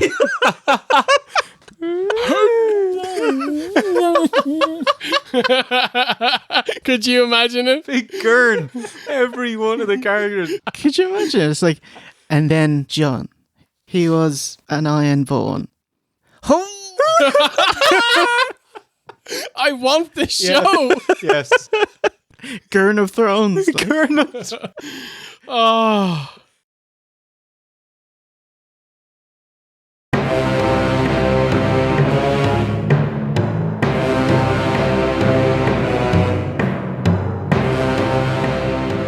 Our penultimate contest is the Monsters Ball.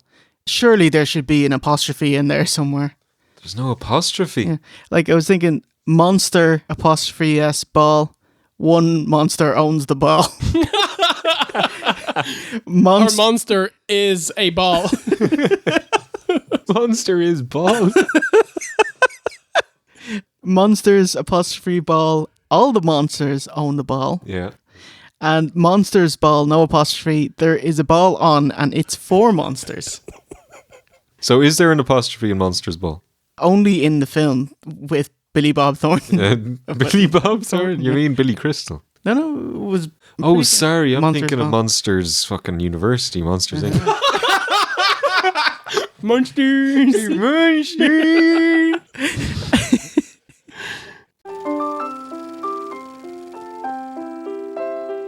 Black Rain opens up the very first ever 2-hour Impact. Oh! Meow! Meow! In a match versus Rhino. During the match, they go backstage to show... It's actually a very cool picture. It's like Raven sitting on a throne, giving out to the fans who thought he was washed up like Terry Funk. Abyss comes backstage and gives him an invite to the Monsters Ball match. And Does he give him a corsage? And it was during this that we have a tag match with Raven and Black Rain taking on Abyss and Rhino. Abyss is blinded during the match and accidentally black hole slams Rhino, which allows Black Rain to get the pin. Meow, meow, meow. Let's fucking do this. Death be not proud, though some have called thee mighty and dreadful. Thou art not so. Heralded by John Dunn's Death Be Not Proud. Oh, that was quite nice. There's a little poem in there. Oh, Monsters Ball means the competitors must be locked away in separate rooms for 24 hours without food or water before entering to make them more feral. Will Or weaker, just yeah. falling Make around. the match shorter. That's so funny. Question, why, oh why, did they not film opening a door and the wrestlers come out and go, Because we don't want to pay the rent of the arena for yesterday and today. no, they could do it today. Just say it was. And it could be the same room. Yeah. It's just a door that opens, you know? Yeah. Or they could do, you know, like a Saw thing, and they could have them all in one room, but they're chained up in different corners. What happens then? Open the door, and they all go like, rah, and they run, and the chains catch. And Or you open the door and you just hear.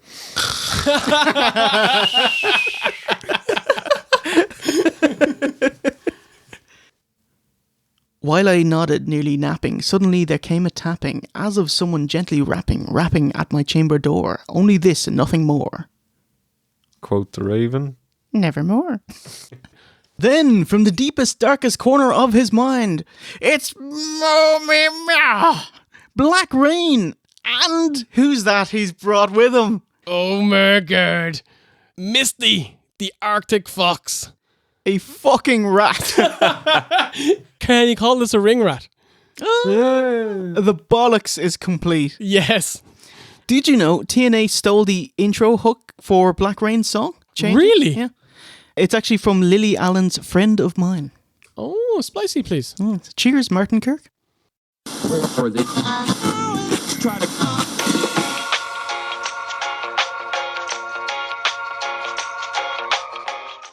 Black Rain's wearing a gorgeous black and silver number.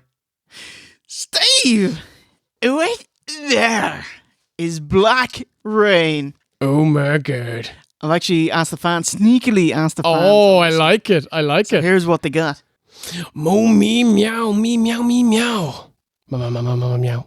Wilton's Candy Melts. Great taste, smooth texture, microwavable. A can of US debut Coke Zero. Oh. A Game Boy Advance SP Tribal Edition. Yes! A winner's you, can of Coke. A packet of Barrett's Blackjacks. Yes, that's what I had. Black Rain is a trash bag. Venom. Oh, my favourite Marvel character. Tobey Maguire. Who's this guy? Josh Matthews. Topher Grace. Topher Grace. Yes, Topher Grace. I've got two more. Black Rain is the Oakland Raiders. I didn't know that they had moved. LA Raiders gear was very popular in the early 90s in Ireland. it was like Air Jordans. It was everywhere. Yeah. So I still think of LA Raiders. What bar is Black Rain? He is a Nogger Black. Yes! Yes, he is. How did it taste, Steve, by the way? The Nogger, it was delicious. It was very sweet. It doesn't really taste like a feast, but it's very good. So jealous you. Did you had a see Nogger bar. how happy I was in that picture? It was a great moment. War Machine Rhinos out third, who gets the beat down. And rounding out the four is... It's like a horse at the end. Abyss! Hilariously, Abyss has the anti-streak going, as this is his signature match, being in all four and never won any of them. I marked out when I heard them talk about this. Victory Road 2004, Alpha Male Monty Brown won it. Pounds! Bound for Glory 2005, Rhino won it, hitting a crazy Rhino driver, a pile driver to Jeff Hardy off Brett's rope. Holy Insane. shit. Bound for Glory 2006, Joe won. What is a Monsters Ball? A standard hardcore match, really, with kendo sticks, shopping trolleys, trash can lids, all of that stuff. Tonight, it's a 4-man garbage brawl featuring Raven, Black Rain, Rhino, and Abyss. Raven motions to do the drop toe hold on Rhino, but he's not on board, so the lads go, what? And they just repeat the spot, and Rhino does it to him. Yeah. The man in a bin bag holds a bin in the corner. What a bin bag, though. Rhino kendo sticks the trash can, not Dustin, so Dustin must be pretty happy with that spot. Raven launches himself into the shopping trolley. I thought that was pretty cool. It's kind of a cool spot, but it's a total rip-off of their one hardcore match that they had in like WWE like 2 or 3 years earlier. That was awesome, and they did the exact same spot. What's that? 3 spots? Time to go on autopilot as the lads give up and trash brawl on the outside. Oh, a bit of walk and brawl. Hilariously, by the entrance, Rhino goes through an empty box and an attendant simulates electricity or explosions with a fire extinguisher. What was this? Carney Raven is first to blade. Oh my god. Black Rain takes an order from Raven, who tells him get out to the outside so he can do a big splash. But no, the commentators bury Black Rain by saying, oh, he's too afraid to do it or he doesn't want to do it. Oh my god. He fucking walks off like a mug. Jesus Christ. It's such a shame. Even at the start of the match, his entrance music hits, he walks out, there's no fanfare. And then this. Only us marking out 10 years later in Ireland. Exactly. Yeah, he just gets shooed away. What an emotion. Raven Calamity elbow drops himself. Off-screen, Black Rain is the second Carney to bleed. Raven snot rags Runnels. He just gets a snot rag in your face, mate. Oh my god. That's so fucking gross. Absolute burial here. But Dustin gets his own back, hitting the Shattered Dreams. I think we're about ready to see some dreams get shattered right here. Unbelievably, Dustin has stolen the pedigree as a signature move. I fucking marked out. Yes! It's like the whoopsie pedigree, though, you know, it's funny looking. He never hooks the arm, so it's a very safe, easy bump, you know, called the Blackout. Good name. No cane knee for Abyss. Since it's an easier bump, he just takes it straight. Time to take us home. Rhinoceros is in and hits Runnels with the gore. Gore! Gore! Both are done. Raven empties Abyss's black sack, dumping the tacks onto the mat as Sinister Minister Jim Mitchell scurries to the ring, giving him an additional baggie with glass. And Raven mixes the two together, stamping it into tacked glass. Raven effect failed, and Black Hole Slam! Bag of ham! Raven takes that bump, the glass and the tacks, and in 907, Abyss wins a pair of Monsters Balls. Such a disappointment. This match was always going to be shit, but it had Black Rain in it, and he's just looked like a jobber. Like, he didn't take the fall, but he's the jobber. Yeah, he was the one. Then it turns out that he wasn't. He was the zero. So sad. God damn it. Yeah, this is Bound for Glory. This is Black Rain's WrestleMania moment. And he just got fucking mugged off. He got kind of jobbed out. It's oh god, we're ending this on the saddest note ever. This is the Black Rain arc, and we've been marking out all along, and then they go and do fucking this. So forget the cutting edge promos, forget the war with Chris Harris. This is what he'll be remembered for. The snot rag in the face. Oh my god. Hang on for one sec. I got something. Oh. Make you feel a bit better. Garbage bag, eh? What could it be? Is this a signed apology from Dustin Reynolds for blocking you in Churchill? Oh my god! Holy shit! It's a signed 8x10 of Black Rain. That's amazing. You can't get that for love nor money anymore. This is priceless. This is actually literally worthless. Holy shit. Wow. 8 matches down, 1 match left. That means it's time for your main event.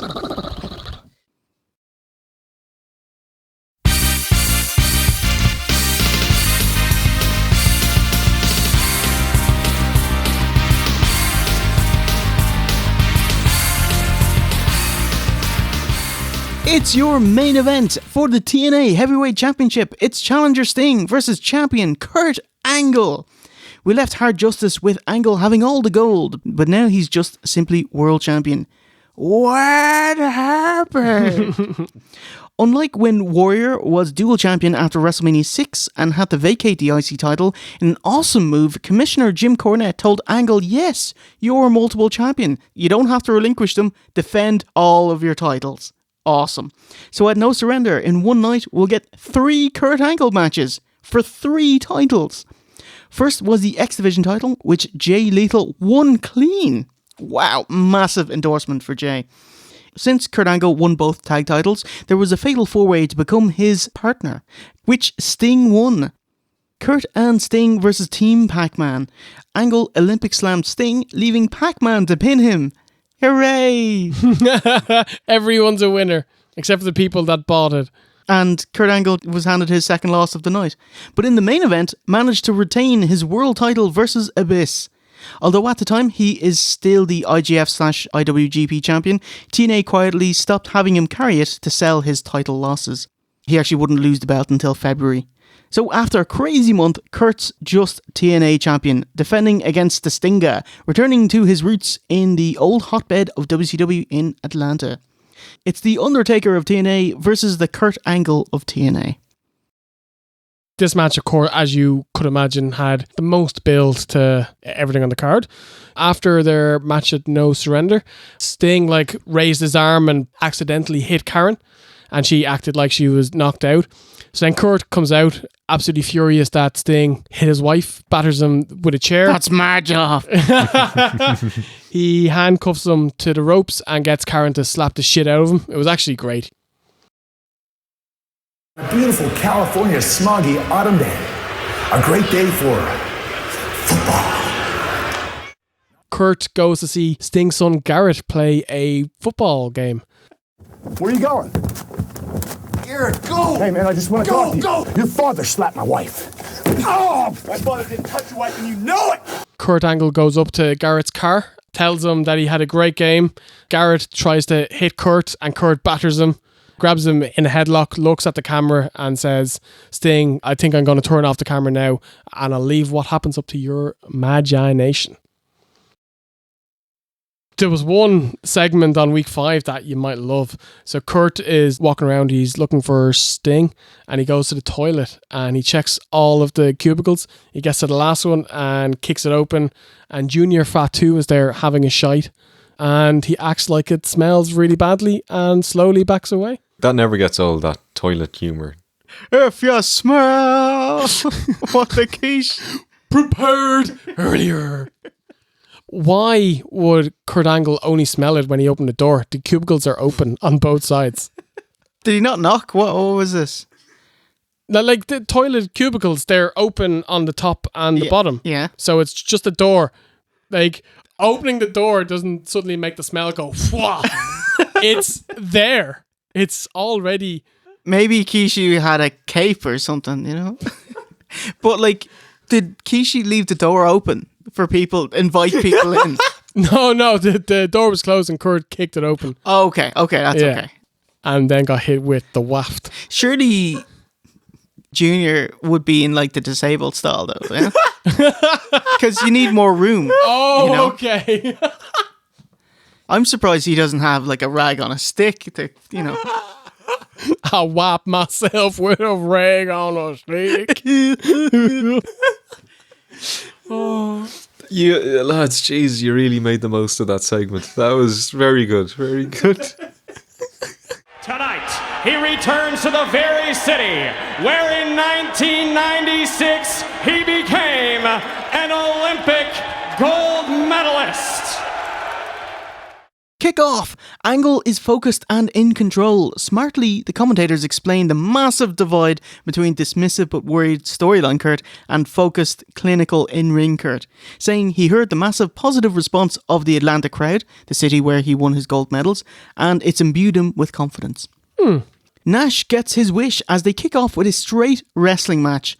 Something's in the water as a botched Irish whip reversal leaves Angle throwing himself to the ropes. Yeah. What's the story? Fuck! Rape the eyes?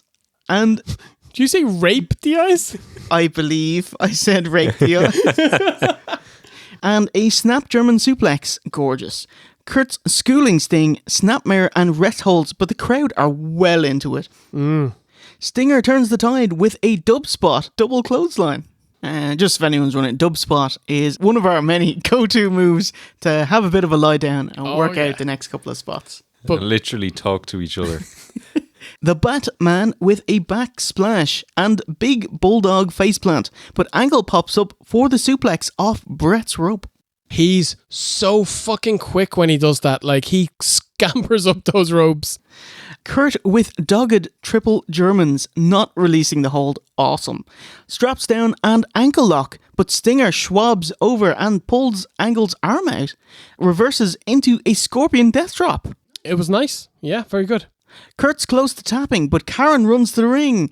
A stupid Sting releases the hold to investigate. And top babyfaces should be able to see through these things. And how is Karen Angle getting down to the ring? He has a restraining order on her, should there not be police to keep her from coming down to the ring. Yes.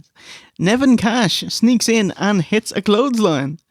His knees look knackered here. Oh my god, he can barely move. You can see his quads tightening. Like, you know? He's wearing that lovely suit and runner's combination as well, you know, like the old lads going for a walk in the park. The police take Karen away, and the Batman takes an Angle slam, but kicks out. Angle does a crazy 450, but knees Sting in the Timmy. Ow. Oh my god. This was a shame. Do you think he would have hit it if he was up higher? If Sting was further away, he would have had a much better chance. Yeah. But man, he landed like feet first right on his chest. Man. Final exchanges. Ankle lock, but Stinger rolls forward to bumble Kurt into Nashi. Angle clocks the ref by accident. Nashi KOs the ref on purpose. Then he gets in the ring. It's hilarious to see him in his bumping pants. All loose fitting. Low blow to Sting. Angle gets Stinger's bat and clocks him in the face. Oh my god. He stopped the bat with his face. It's so fucking funny. I felt so bad for him. So this is the finish of the WrestleMania match, and their like go home spot is ruined because the bat slipped through his hand, and he no-sold it like a boss, though, didn't he? He did, but the blood didn't no-sell it. They pretend that he did catch it. Fucking hell. Thwack, thwack, thwack to Angle. Thwack to Nash. Scorpion death drop. Rudy's in to make the count. 1, 2, 3. And after 1820, the Stinger wins and is the new TNA World Champion.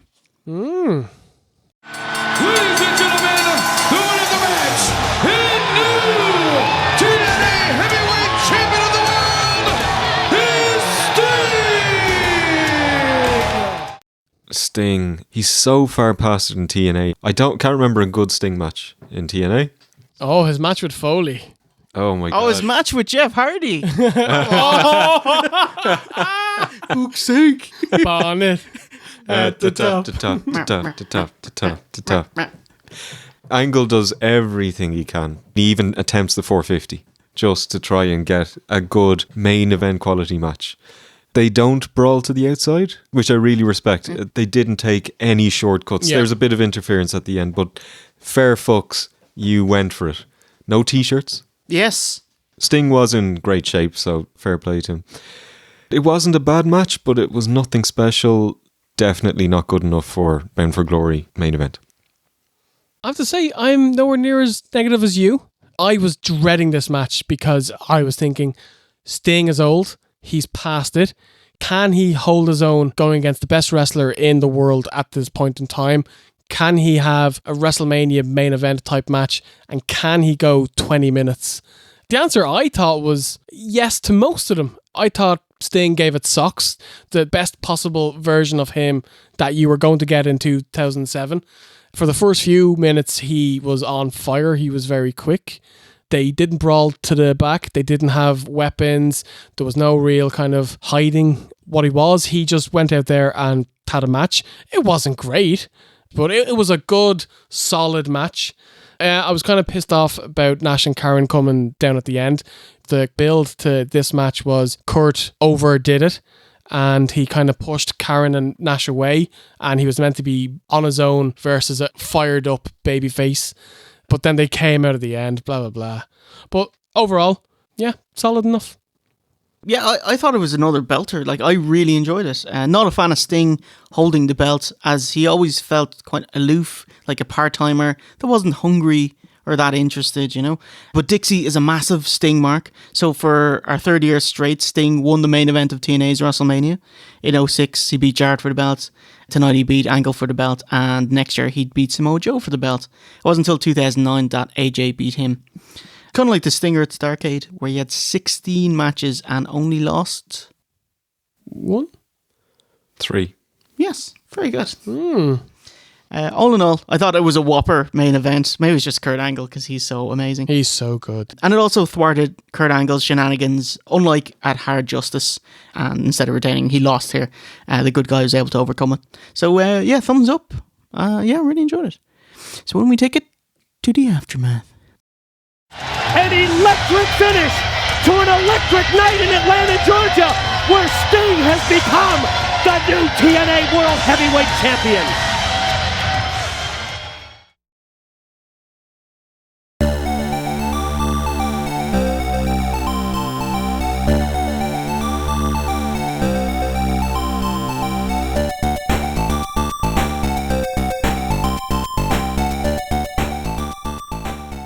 Welcome to the aftermath.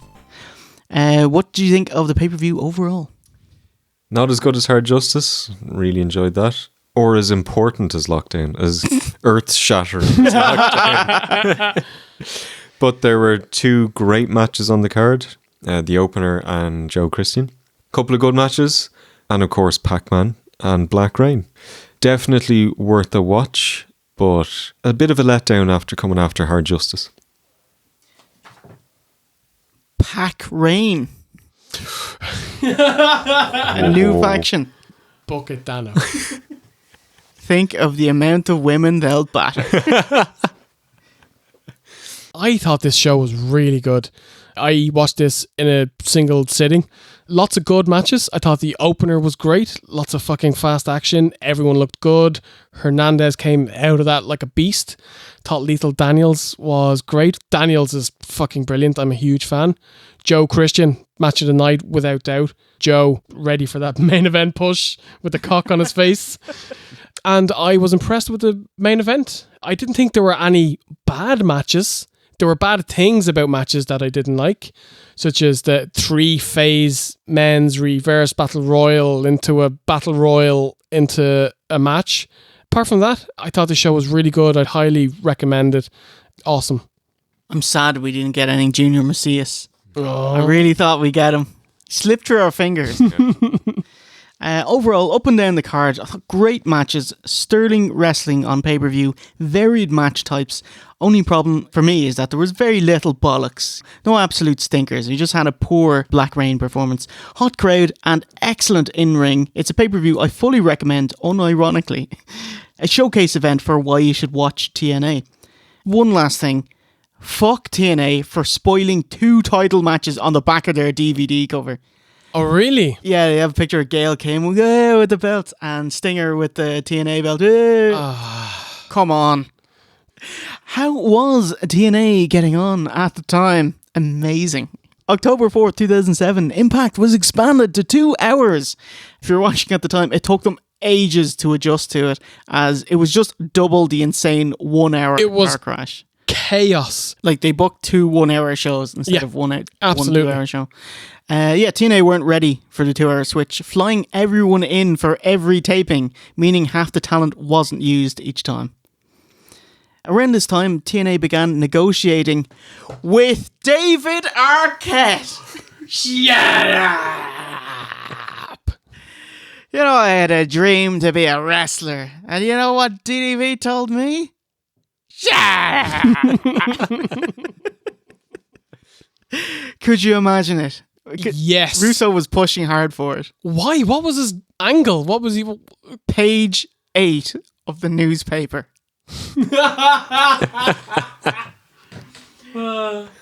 Angle, Christian, and Team 3D came to Dixie over the Bound for Glory weekend to voice their frustration at creative Jarrett, Russo, and Mantell. TNA were talking to Scott Hall and Booker T. Booker spent 2 years ultimately not making a difference. He was bad. Never getting the respect he deserved. That's the best thing he did in TNA. That and Black Snow. Yeah. Amazing. Yeah. Yeah. Oh, Black Snow and Black Rain. Yeah. Why was this not a team? We should have been booking TNA. So. Actually, no, we'd drive it into the crowd a lot faster. But those people that kept watching would love it. And Scott Hall, jeez, he returned in November, but no-showed the pay-per-view, claiming he had an upset tummy for food poisoning. Irate, Samoa Joe shot on Scott Hall on the pay-per-view. Yeah, I remember that. He was furious and was forced to apologise at a talent meeting the next day. Shouldn't have been.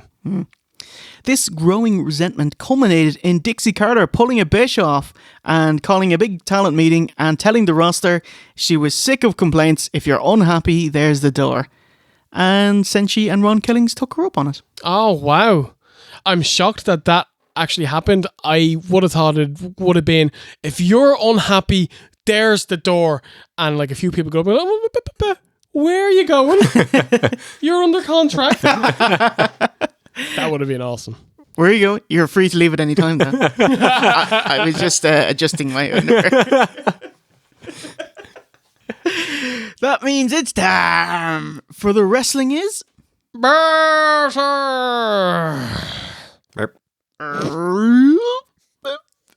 segment.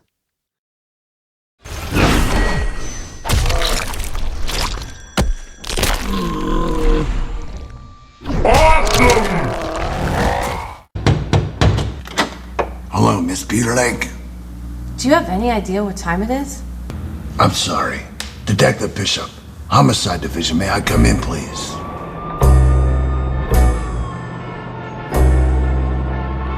I think you want it just as bad as I do. So let me holler at you. Is this her room? Yes. May I look? Yes. Thank you.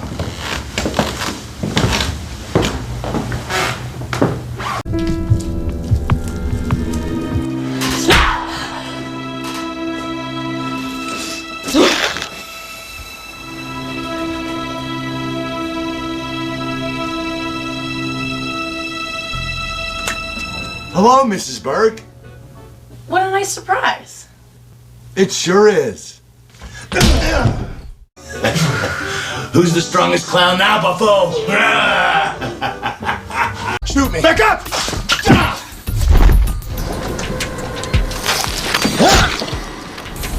Hi, honey.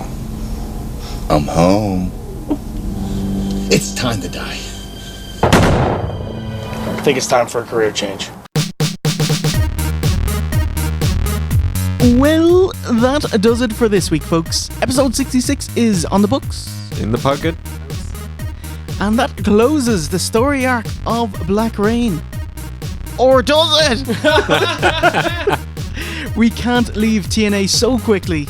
We must see what TNA is like in 2017. So we will be back for TNA. No, GFW. GFW. Bound for Glory 2017. And we'll start our new story arc next year. What will that be? Actually, watch our Orlando review, we spoil it. So remember, you can watch every episode FOC free of charge and an IMAX flavoured 4:3 full screen on OSWreview.com.